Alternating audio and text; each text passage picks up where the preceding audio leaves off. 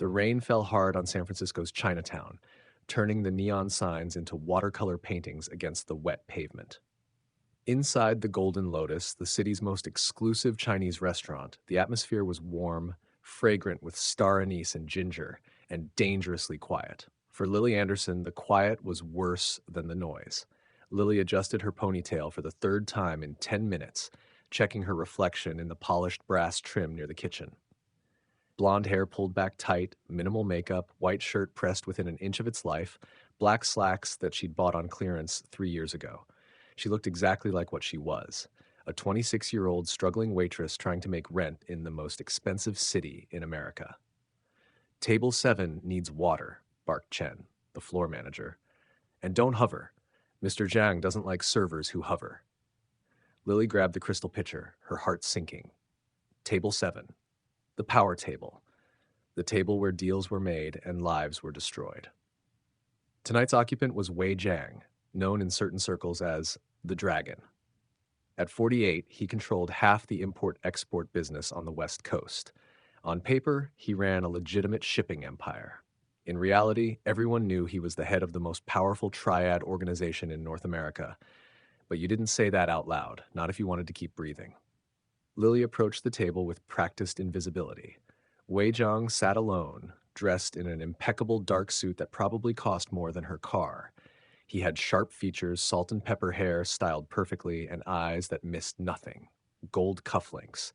A jade ring on his right hand that, according to rumor, had belonged to a Shanghai crime lord in the 1930s. He was reading something on his phone, frowning. "Good evening, sir," Lily said softly. "May I offer you water?" He didn't look up, just held up his glass without a word. Lily poured. Her hand was steady despite her nerves.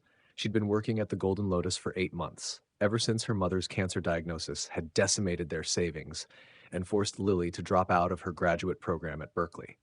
She'd been studying East Asian Linguistics, Mandarin, Cantonese, Hakka dialects, classical Chinese literature. She'd been brilliant at it. Her professors had called her a prodigy.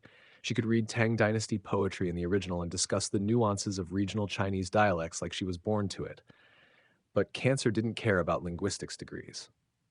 "Excuse me." Lily looked up. Wei Zhang was staring at her now, really looking at her for the first time. "Yes, sir?" "You're new," he said. His English was perfect, barely accented. 8 months, sir." He studied her like she was a painting he was considering buying. "You're very blonde." The comment hung in the air. It wasn't quite rude, but it wasn't polite either. "Yes, sir," Lily said neutrally. "I suppose they hired you for decoration. Americans like their waitresses pretty." He waved his hand dismissively. "Go. Send me someone who actually knows Chinese food, someone who won't embarrass themselves trying to pronounce the menu." Lily felt the heat rise in her cheeks, but she kept her expression blank. "Of course, sir. Is there anything? Did I ask you a question?" His tone was sharp. "I gave you an instruction. Follow it." Lily bowed slightly and retreated. In the kitchen, Chen was already glaring at her. "What did you do?" "Nothing. He wants a different server, someone Chinese." "Great. Just great." Chen wiped his forehead. "Mr. Zhang is our most important client. If he's unhappy, we're all in trouble. I'm sorry, Just stay away from that table. I'll handle it myself." Lily nodded and busied herself with other tables, but she couldn't stop the anger burning in her chest. She'd dealt with casual racism before, assumptions that a blonde American girl couldn't possibly understand anything about Chinese culture. But something about Wei Zhang's dismissal stung more than usual.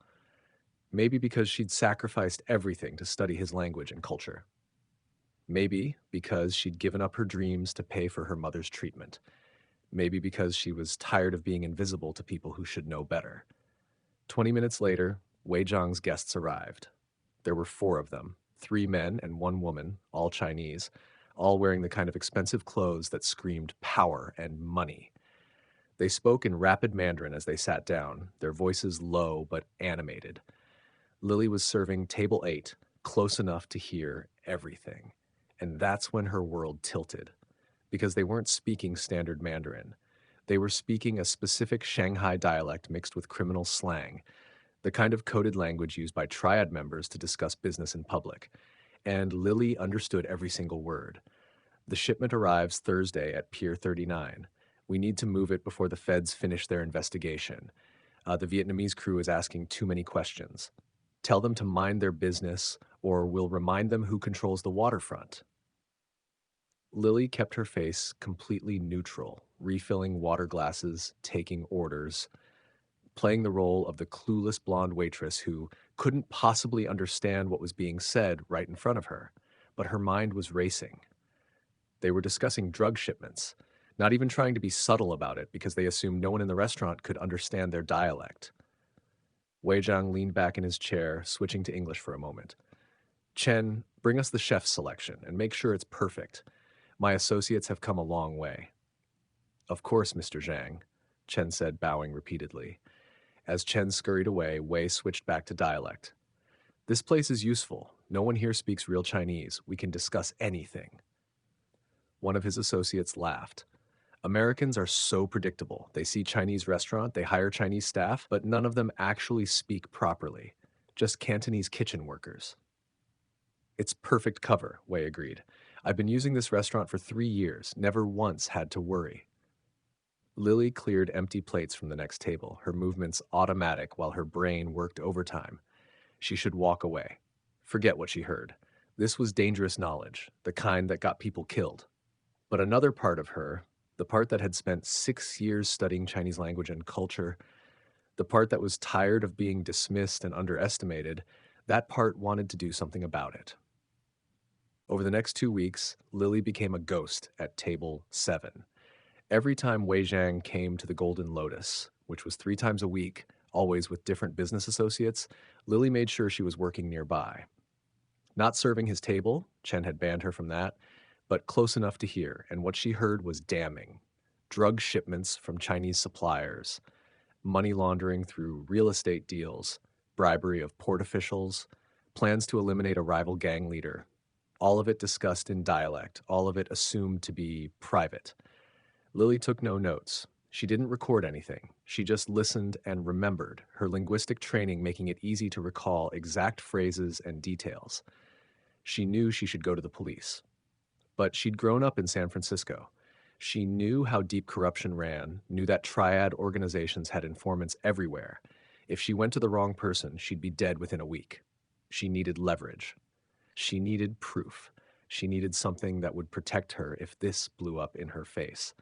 Then came the night that changed everything. Wei Zhang arrived with a guest. Lily recognized from the news Angela Chen, a San Francisco city supervisor who was running for mayor. She was young, charismatic, and presented herself as a champion of transparency and anti-corruption. They sat at table 7, speaking in dialect. The construction permits you requested, Angela said in rapid Shanghai dialect, sliding an envelope across the table. All approved, no inspections, no delays. And the zoning committee? Wei asked. Handled. Your new warehouse district will be approved next month. Excellent. Your payment will be transferred to the usual account. Make it discreet. The press is watching me closely since I announced my candidacy. Wei smiled coldly. You're popular now. Be careful. Popular politicians attract attention. I can handle attention. Just make sure your contributions to my campaign are untraceable. Lily nearly dropped the plate she was carrying. A mayoral candidate, taking bribes from a Triad boss, in exchange for permits that would almost certainly be used for illegal operations. This was bigger than drugs. This was systemic corruption at the highest levels. She finished her shift in a daze, drove home to her tiny apartment in the Tenderloin, where her mother was sleeping fitfully, the medical equipment beeping softly. Lily sat at her kitchen table and made a decision. She was going to take down Wei Zhang. Not by going to the police, not by being a witness, by being smarter than him. The San Francisco FBI field office was in a concrete building downtown that looked like it had been designed to intimidate people. Lily sat in a gray interview room across from Agent David Morrison, a tired-looking man in his 50s who'd probably heard 1,000 tips from delusional informants.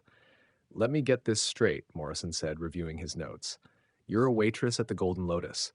You claim to speak fluent Mandarin and Shanghai dialect, and you've been eavesdropping on Wei Zhang for 2 weeks. Yes. Wei Zhang, the shipping magnate, the Triad leader, Morrison sighed.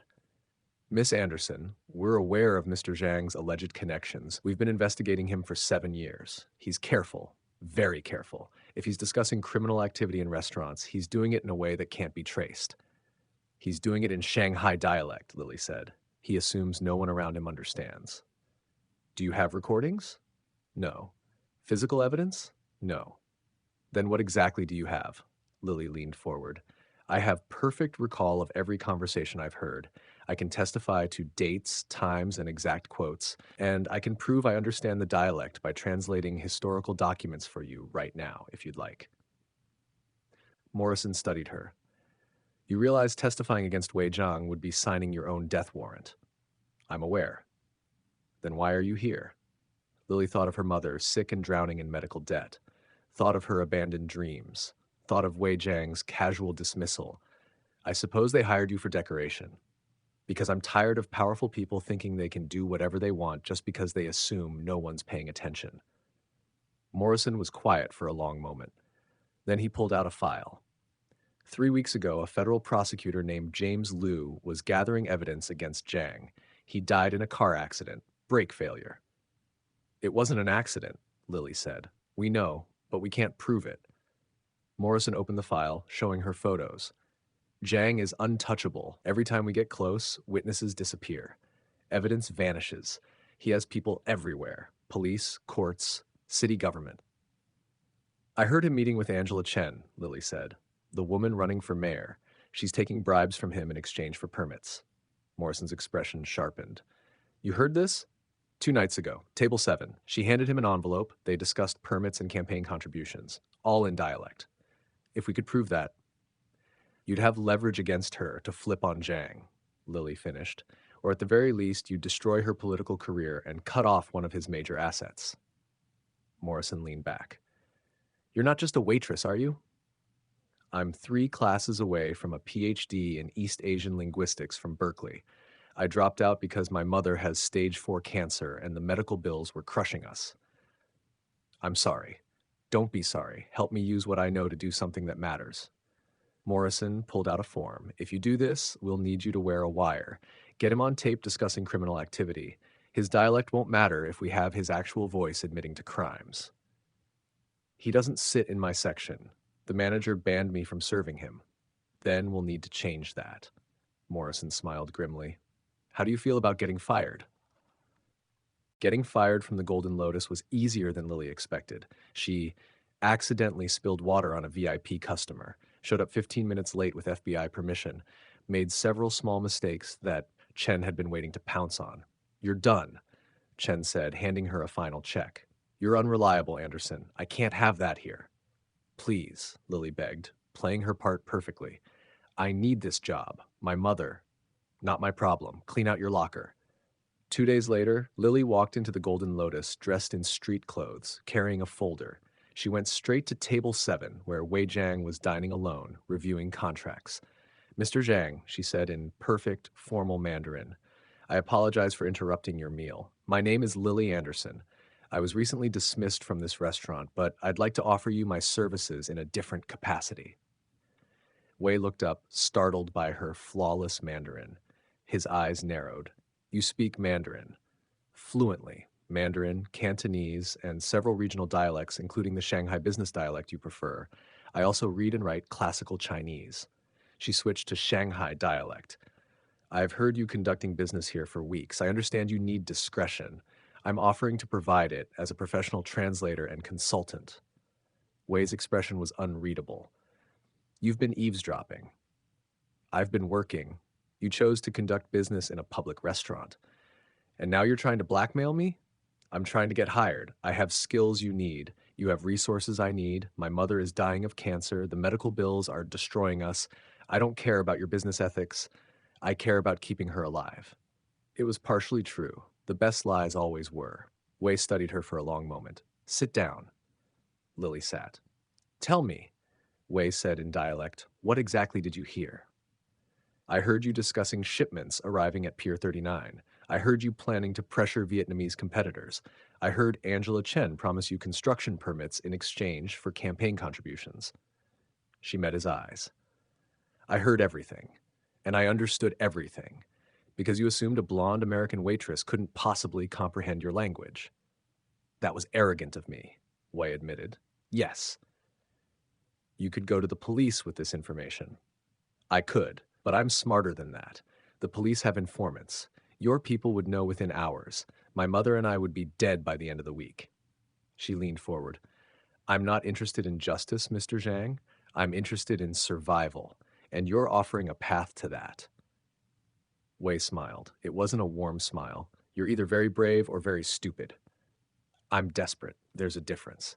What exactly are you proposing? Hire me as your personal translator and cultural consultant. Pay me enough to cover my mother's medical expenses. In exchange, I provide perfect translation, cultural insight, and absolute discretion. I become your voice in rooms where only English is spoken. I help you navigate American business culture. I make you more effective. And if you betray me, then you kill me. Obviously. Lily's voice was steady. But I won't, because betraying you doesn't get my mother the care she needs. Working for you does. Wei considered this. How much do you need? $15,000 a month for medical expenses, rent, and basic living costs. That's more than most translators make.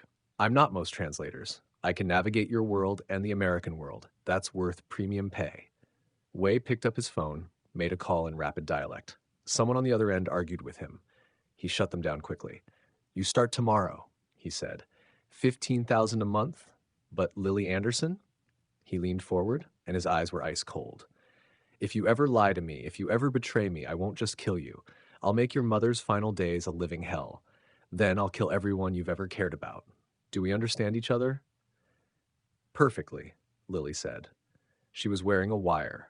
The FBI had just gotten Wei Zhang on tape threatening murder. But that was just the beginning. Working for Wei Zhang was like dancing on a razor blade. The FBI wanted intelligence. Wei wanted absolute loyalty. And Lily was caught between both, trying to serve two masters without getting killed by either one. Her new office was a luxury suite in one of Wei's downtown buildings. Assistant, expense account, health insurance that immediately got her mother transferred to UCSF Medical Center, the best cancer treatment in the state. This is amazing, her mother whispered from her new private room. Honey, how did you afford this job? Lily said. Translation work. It pays really well. Doing what? Corporate consulting. Boring stuff. The lies came easier now. The truth was anything but boring. Lily attended meetings with Wei's associates, translating discussions about shipping routes that were actually drug corridors. She helped negotiate real estate deals that were money laundering schemes. She sat in rooms with men who'd killed people and smiled politely while translating their threats. And every night she met with Agent Morrison in parking garages and empty parks, downloading everything she'd learned. We're building a case, Morrison told her after her second week. The recordings you're getting are gold, but we need something bigger. We need direct evidence of the drug shipments. He doesn't discuss those around me yet, Lily said. He's still testing me. Then pass his tests. We need you deeper in his organization. Lily went home and threw up from stress, but the next day she went back to work. Wei's test came in week 3. I have a problem, he told her in his office, and speaking in dialect. One of my suppliers in Hong Kong is trying to renegotiate our agreement. He thinks I'm weak because I operate in America. I need someone to go there and remind him who he's dealing with. What do you need me to do? I need you to translate during a video call, but I also need you to understand context. This man, Mr. Lung, he will test you. He will say things that seem innocent, but are actually deep insults. If you miss them, I look foolish. If you catch them and help me respond appropriately, I maintain face. I understand. Do you? Because this isn't just translation.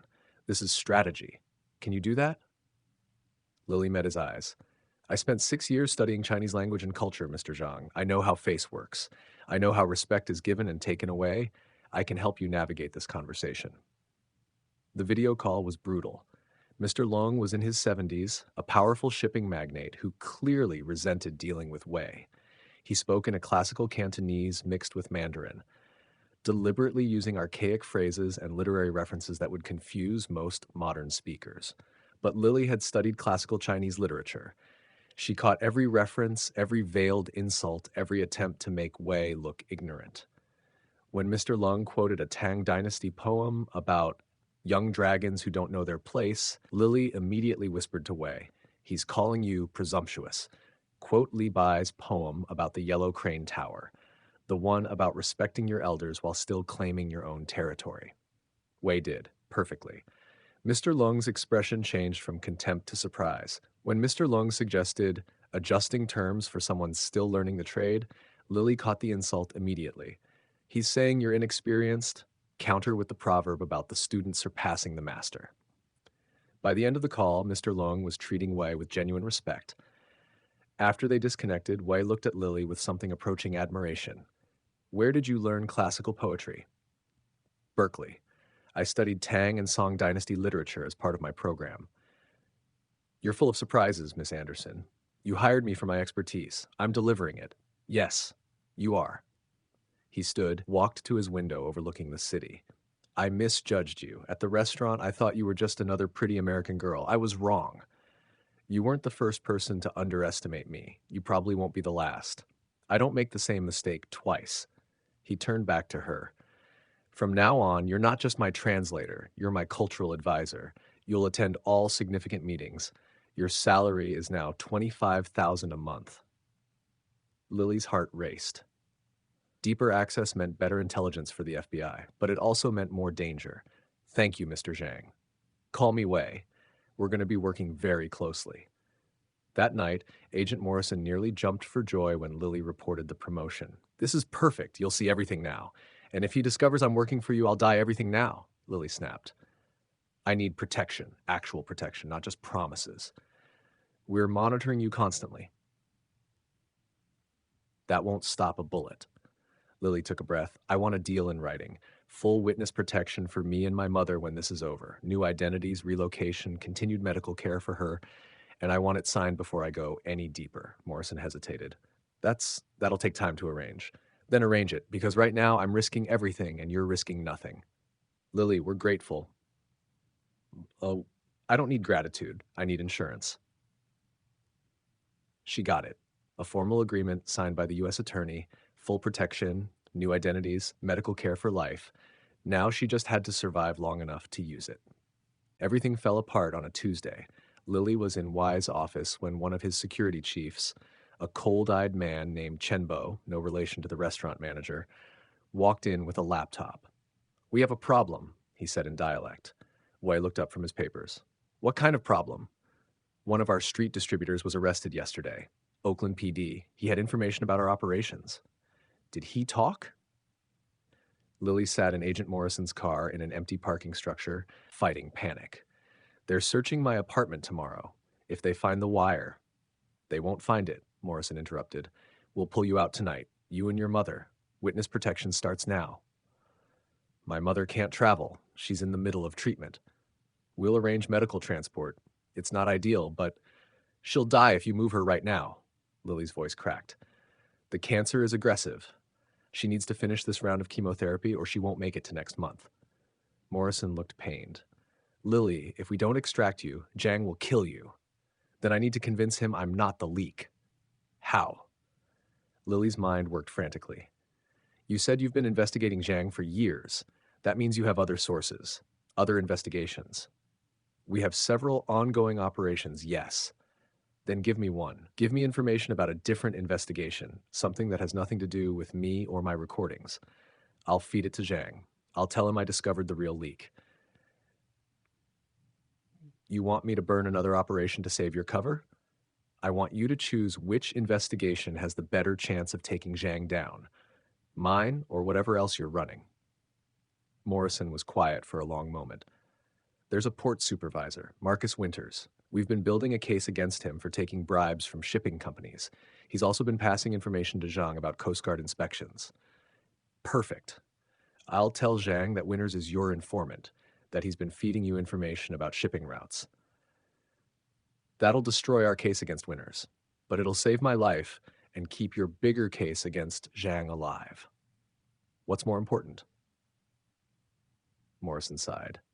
"I'll get you the file on Winters. But Lily, if this doesn't work, if Zhang doesn't buy it, then you extract me immediately and I leave my mother behind to die alone." Lily's voice was hard. I understand the stakes, Agent Morrison. I've understood them from the beginning. The next morning, Lily was waiting when Wei's security team arrived at her apartment. They tore the place apart, checked every electronic device, every piece of clothing, every surface for bugs or recording equipment. They found nothing because Lily had spent all night removing anything that could incriminate her. But she'd prepared something else. While they searched, she approached Wei, who'd come personally to supervise. "I found your leak," she said quietly in dialect. His expression sharpened. "Explain." "I have a friend from graduate school. She works in the San Francisco DA's office. I asked her, as a favor, to quietly check if there were any active investigations into your business interests." "Why would she tell you this?" "Because I told her I needed to know if my employer was in legal trouble. She thinks I'm a naive translator who stumbled into something dangerous." Lily pulled out printed documents, the file Morrison had given her, carefully edited. "There's a port supervisor named Marcus Winters. He's been feeding information to the FBI about shipping inspection schedules. The FBI has been using that information to coordinate with customs agents." Wei took the documents, read them carefully. "How did you get these?" "My friend has access to interagency communication. She printed them for me, thinking she was protecting me." Lily met his eyes. "I'm giving them to you because I'm not naive. I know exactly what business you're in, and I'm not betraying you to the FBI. I'm trying to help you identify who is." Wei studied the documents. "If this is true, Winters has cost me millions." "He has, and he's still active, still feeding them information." "Chenbo," Wei said, not looking away from Lily, "verify this. I want Winters investigated immediately. If this is accurate, handle him." "Handle him how?" Chenbo asked. "Quietly. I want him to disappear without the FBI knowing why." Chenbo nodded and left. Wei looked at Lily. "If you're lying to me..." "I'm not. Check everything. You'll find I'm right." 3 days later, Marcus Winters disappeared. His car was found at the marina, but his body never was. Agent Morrison was furious when Lily met with him. "We had to shut down the entire Winters operation. 2 years of work, gone." "I'm still alive," Lily said coldly, "and I'm still your inside source on the biggest Triad investigation on the West Coast. Was Winters worth more than that?" Morrison didn't have an answer. But Lily had proven something to Wei Zhang. She was willing to burn bridges to protect him. It was exactly what she needed him to believe. Not yet, but the arrest was too clean. Someone knew exactly where he'd be and when. Wei's expression didn't change, but Lily felt the temperature in the room drop.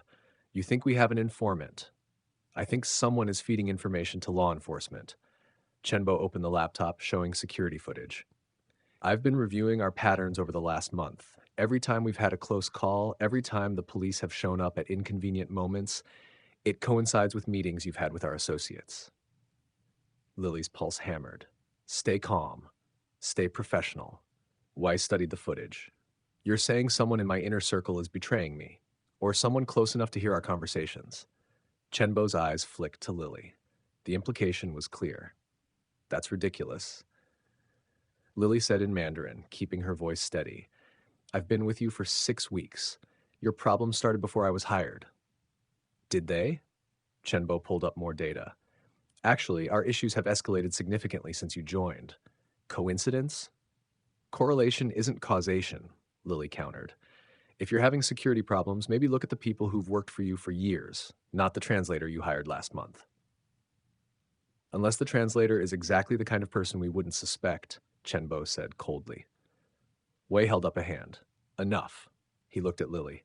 "Are you working for law enforcement?" "No." "Are you recording our conversations?" "No." "Prove it." Lily stood. "How exactly would you like me to prove a negative? I can't prove I'm not doing something." "You can submit to a search, your apartment, your car, your person." Lily's mind raced. The FBI had given her a sophisticated wire that looked like a regular bra underwire, but a thorough search would find it. "Fine," she said. "Search everything. But when you find nothing, Chenbo apologizes for wasting everyone's time." Wei considered this.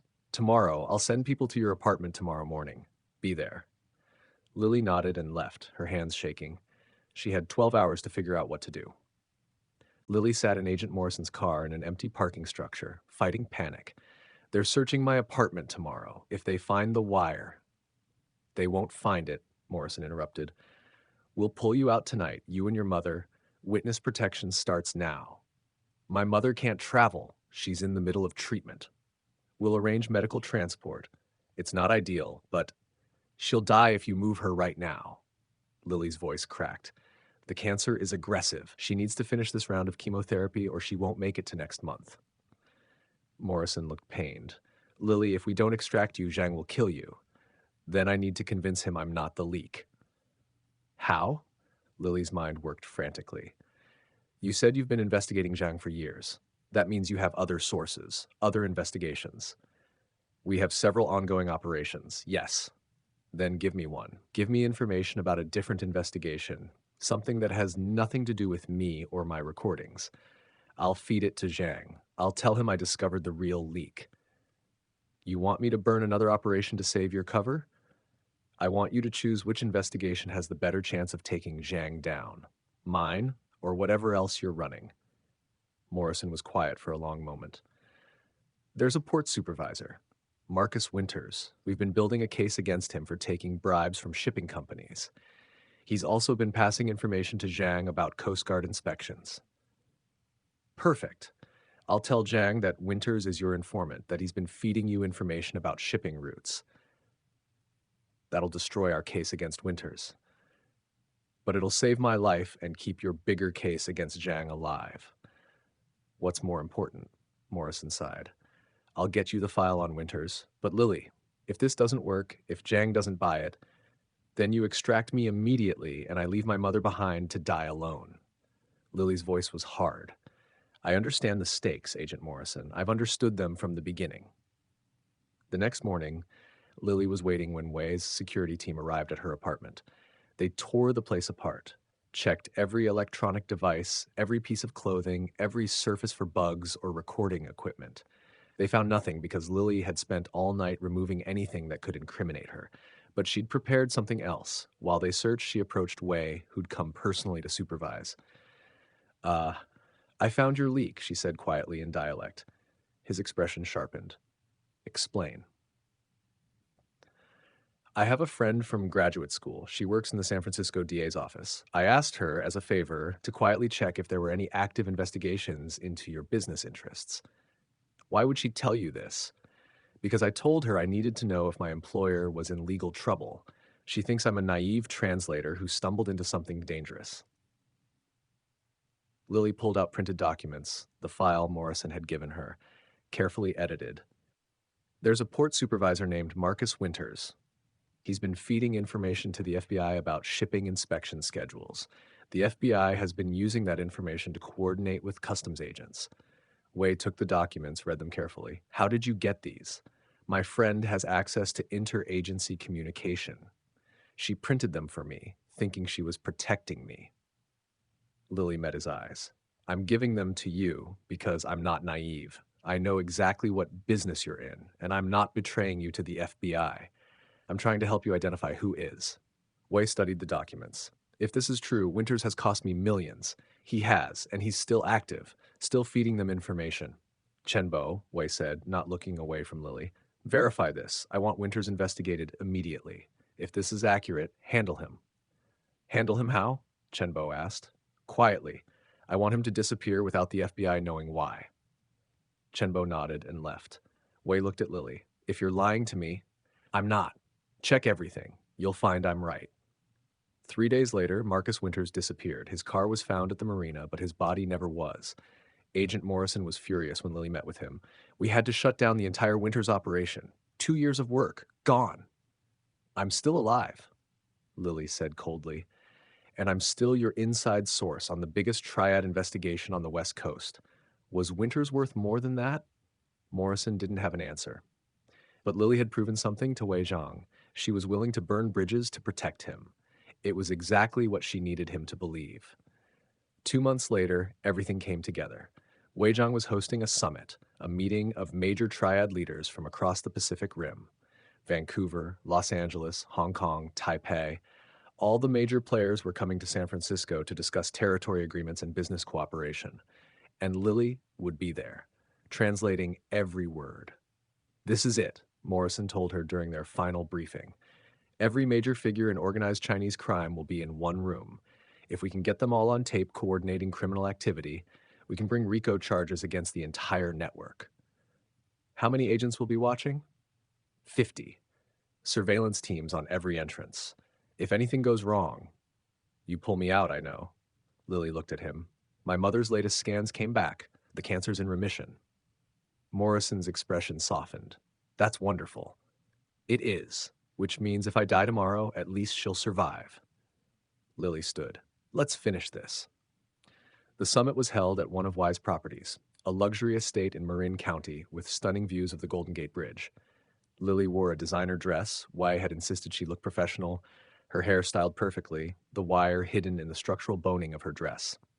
6 men and 1 woman sat around a conference table. Combined, they controlled billions in legitimate business and untold billions in criminal enterprises.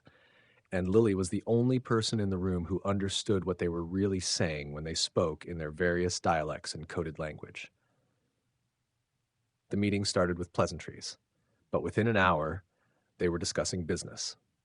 The Vancouver route has been compromised, said the representative from Canada. Too much law enforcement attention. We need to shift operations. Use Seattle, suggested the Los Angeles leader. The port there is cleaner. What about the distribution networks? Asked the woman from Taipei. If we change routes, we disrupt existing relationships. Relationships can be reestablished, Wei said calmly. Territory is what matters. Speaking of territory, the Hong Kong representative said, there's the matter of the Vietnamese gangs in San Jose. They're expanding into our distribution areas. That can be handled, Wei said. How? Decisively. We've had success in the past eliminating leadership and absorbing their operations. Lily translated everything, her voice steady while her mind screamed. They were discussing murder, drug routes, territory wars, and the FBI was recording every word. There's also the matter of our political assets, the Taipei representative said. I understand you have someone in the San Francisco government? Wei smiled. Angela Chen. She's running for mayor. If she wins, we'll have significant influence over city contracts, zoning, law enforcement priorities. How much is this costing you? $3 million so far in campaign contributions, another 2 in direct payments, but the return on investment will be substantial. The meeting continued for 3 hours. By the end, they discussed drug shipments, money laundering, political corruption, and the elimination of rival gang members. It was the most comprehensive evidence of organized crime conspiracy the FBI had ever recorded. As the summit broke up and the attendees prepared to leave for a formal dinner, Wei pulled Lily aside. You did well today, he said. Thank you. I never apologized, Wei said suddenly. Lily blinked. For what? For underestimating you. That first night at the Golden Lotus, I dismissed you because you were blonde, American, young. I assumed you couldn't possibly understand my world.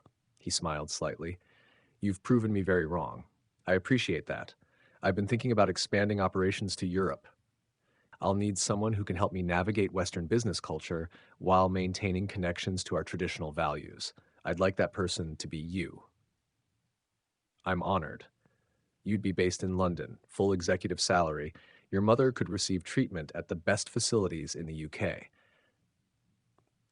Lily's stomach twisted. He was offering her everything she'd pretended to want. That's an incredible opportunity. Think about it. We'll discuss details after tonight's dinner. He walked away, leaving Lily standing there with the full weight of her betrayal crushing down on her. She'd earned his trust by proving she'd sacrifice anything for her mother's care, and now she was about to destroy him. The formal dinner was held in the estate's grand dining room, a space that combined Western luxury with Eastern aesthetics. Jade sculptures, traditional Chinese paintings, crystal chandeliers. 20 people sat at the long table. The summit attendees, their security chiefs, and key associates. Lily was seated near Wei, positioned to translate as needed. The meal was elaborate, a fusion of Cantonese delicacy and California innovation. Wine flowed. Conversations moved between languages seamlessly.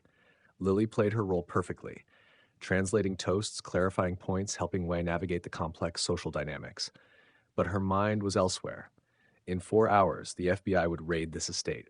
They'd arrest everyone at this table, and Lily would be extracted, disappearing into witness protection with her mother, leaving behind the life she'd built over these months. She should have felt triumph. Instead, she felt sick, because somewhere in the last 2 months, something unexpected had happened. She'd started to understand Wei Zhang not as a cardboard villain, but as a complicated human being. He was ruthless, yes. Criminal, absolutely. But he was also a man who'd grown up poor in Shanghai, who'd built an empire through intelligence and determination, a man who respected competence and loyalty, a man who'd given Lily opportunities when everyone else had dismissed her.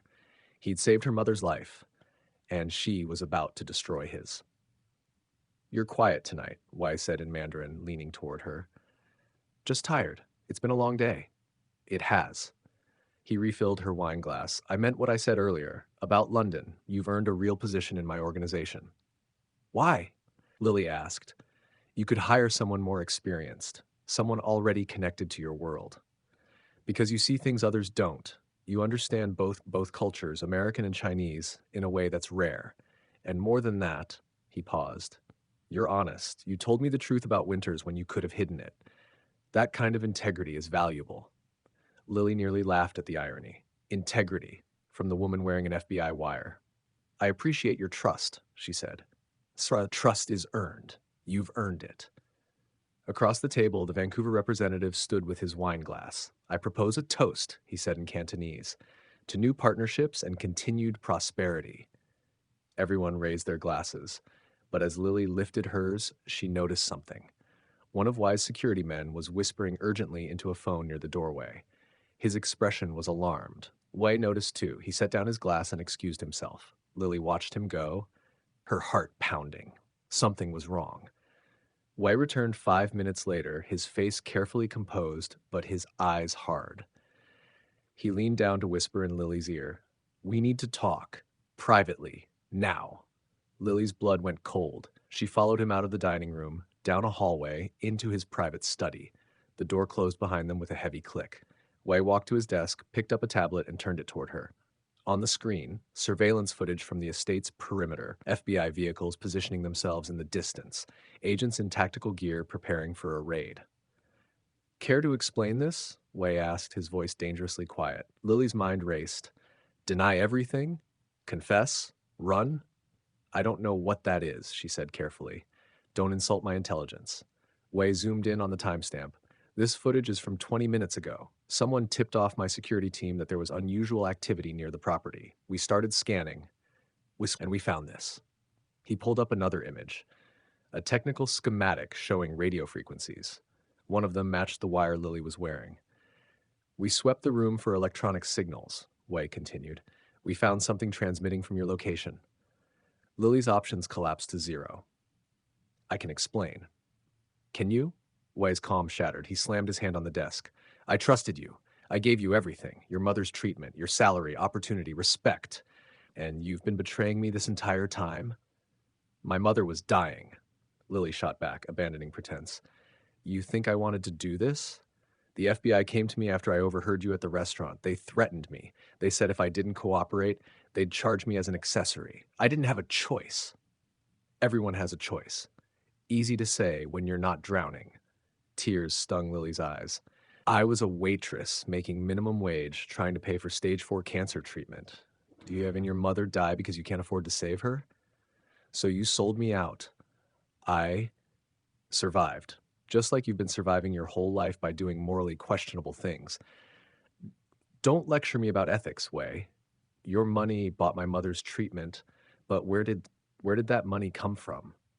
How many lives were destroyed by the drugs you traffic? How many families torn apart?" Wei's expression flickered. "You think you're righteous because you work for the FBI? They're using you, Lily. When this is over, they'll discard you like trash." "Maybe, but at least I won't be responsible for poisoning communities with fentanyl." "And what about me? You think I'm a monster?" "I think you're a man who made choices, just like I did." They stared at each other across the desk. Two people who'd become unlikely allies, now enemies again. "The FBI is coming," Wei said finally. "They'll be here in minutes. You should leave before it gets violent." "Come with me," Lily said suddenly. "Surrender. Turn state's evidence. You can betray everyone in that dining room. Everyone who trusts me." Wei shook his head. "That's not who I am." "Then you'll go to prison for the rest of your life. Perhaps. but I'll go with my honor intact. He walked to the door, opened it. Go, Lily. Run to your FBI handlers, take your witness protection and your clean conscience. But know this, you're not a hero. You're a survivor who sacrificed someone else's freedom for your mother's health. That's not righteousness. That's just pragmatism. I know, Lily whispered. I've known that from the beginning. Wei's expression softened slightly. For what it's worth, you were the best translator I ever had. In another life, we could have done remarkable things together. In another life, you wouldn't be a criminal and I wouldn't be a traitor.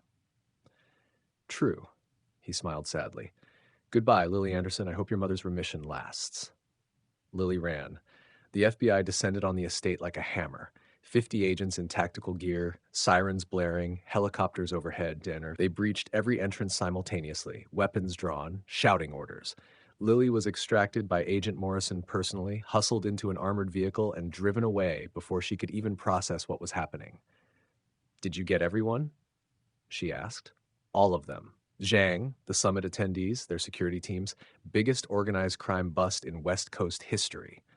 Morrison was jubilant. You did it, Lily. You took down the entire network. What happens to them? Federal prosecution. With the recordings we have, they're looking at life sentences. RICO charges, drug trafficking, conspiracy to commit murder, political corruption. The DA is already planning to go after Angela Chen based on what we recorded. Lily leaned back in the seat, exhausted. And me? New identities for you and your mother. We've arranged a transfer to a medical facility in North Carolina. She'll finish treatment there under an assumed name. Then you can relocate anywhere in the country. We'll provide financial support, job placement assistance, everything you need to start over. I'm 26 years old and I'm getting a new identity.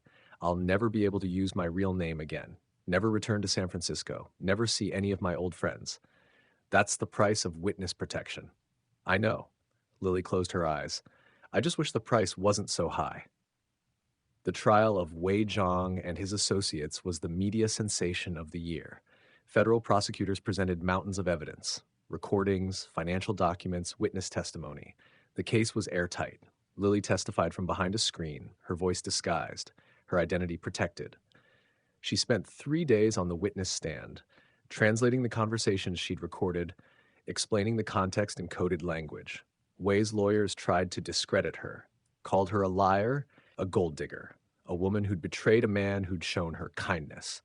They weren't entirely wrong, but the evidence was overwhelming. The jury deliberated for 4 hours, guilty on all counts. Wei Zhang was sentenced to 35 years in federal prison. The other summit attendees received similar sentences. Angela Chen's political career imploded. She resigned in disgrace and was indicted for corruption. The San Francisco Chinese community was torn. Some celebrated the removal of criminal elements. Others mourned the destruction of powerful leaders who'd also done community good, funded schools, supported immigrant families, provided opportunities. Life was complicated like that. Lily watched the news from a small apartment in Asheville, North Carolina, where she now lived as Rebecca Walsh. Her mother, now Margaret Walsh, was in remission, attending weekly support groups, slowly rebuilding strength. They'd survived. But some nights, Lily couldn't sleep. She'd think about Wei Zhang in a federal prison cell, about the organization she'd helped dismantle, about all the lives disrupted. She'd done the right thing. She was sure of that. But right didn't always feel good. 8 months after the trial, Lily received a letter. It was forwarded through multiple secure channels by the FBI, scrubbed of any identifying information, but she recognized the handwriting on the envelope immediately. Wei Zhang. Her hands trembled as she opened it. Dear Lily, I hope this letter finds you well. I hope your mother's health continues to improve. I hope you've found some measure of peace in whatever new life you've built. I'm writing to you from federal prison, where I will likely spend the remainder of my days. I have no illusions about my circumstances. I made choices. I face consequences. This is the nature of the world we live in. I spent many months being angry with you, feeling betrayed, telling myself you were a liar and a traitor who'd manipulated me for personal gain. But in the quiet hours here, I've had time to reflect, and I realized something. You and I are not so different. We both did what we had to do to survive. You needed to save your mother. I needed to build an empire to escape the poverty of my youth. Neither of us are heroes. Neither of us are villains. We're simply humans who made difficult choices in impossible situations. I don't forgive you, but I understand you. You asked me once why I respected you. I'll tell you now, because you were honest about your pragmatism. You never pretended to be righteous. You never claimed moral superiority. You simply acknowledged that you were doing what you needed to do to keep someone you loved alive. In a strange way, that honesty was more honorable than all the people who claimed to be good while doing terrible things in secret. I heard that Angela Chen tried to claim she was a victim, that I'd forced her to take bribes. The cowardice of that still amazes me. At least you owned your choices. I don't know if this letter will reach you. Perhaps the FBI will destroy it. Perhaps you'll read it and throw it away. That's your right. But I wanted you to know, I hope you build a good life. I hope your linguistic talents find a better use than translating for criminals. I hope your mother sees you graduate, get married, have children, all the normal things that people like us rarely get to experience. And I hope that sometimes when you think about the waitress who spoke Mandarin and the criminal who underestimated her, you remember that we were both just trying to survive in a world that didn't leave us many good options. Respectfully, Wei Zhang. Lily read the letter 3 times. Then she folded it carefully and put it in a box with other remnants of her old life. Her Berkeley acceptance letter, photos from the Golden Lotus, the business card Wei had given her that first day. She didn't forgive him either, but she understood him, and maybe that was the best either of them could hope for. 2 years after the trial, Lily, now permanently Rebecca Walsh, walked across a stage at UNC Asheville to receive her master's degree in linguistics. Her mother, healthy, vibrant, cancer-free, sat in the audience cheering. Lily had completed her education remotely, using her old Berkeley credits and adding new coursework. She'd been offered a position teaching Mandarin and cultural studies at the university. It wasn't the life she'd planned, but it was a good life. She taught her students about Chinese language and culture. She emphasized understanding over judgment, complexity over simplism, empathy over assumptions. She never told them about the Golden Lotus or Wei Zhang or the months she'd spent infiltrating a criminal organization. But sometimes when a student made an assumption about Chinese culture or dismissed something as simple or exotic, Lily would tell them a story. There was once a powerful man, she'd say, who thought he could judge everything about a person by looking at their surface. He saw a blonde American woman and assumed she was ignorant. He was wrong, and that mistake cost him everything. What's the lesson? Her students would ask. Never underestimate people because of how they look, where they're from, or what language they speak. Intelligence comes in unexpected packages, and the person you dismiss today might be the person who changes your fate tomorrow. Her students never knew she was talking about herself, but Lily knew, and she carried that knowledge like a secret map of the person she'd become. Not a hero, not a villain, just a survivor who'd learned that the world was more complicated than good and evil, that morality lived in the gray spaces, and that sometimes the right choice still hurt. Epilogue, 5 years later. Lily stood in her mother's garden in Asheville, watching the sunset paint the Blue Ridge Mountains gold. Her mother was inside, preparing dinner, singing softly in the kitchen. The cancer had been gone for 5 years. The doctors used the word cured now. Lily's phone buzzed.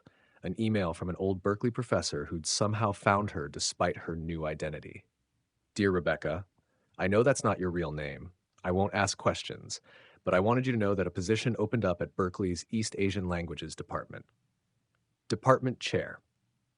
They need someone who truly understands both American and Chinese culture, someone who can bridge worlds.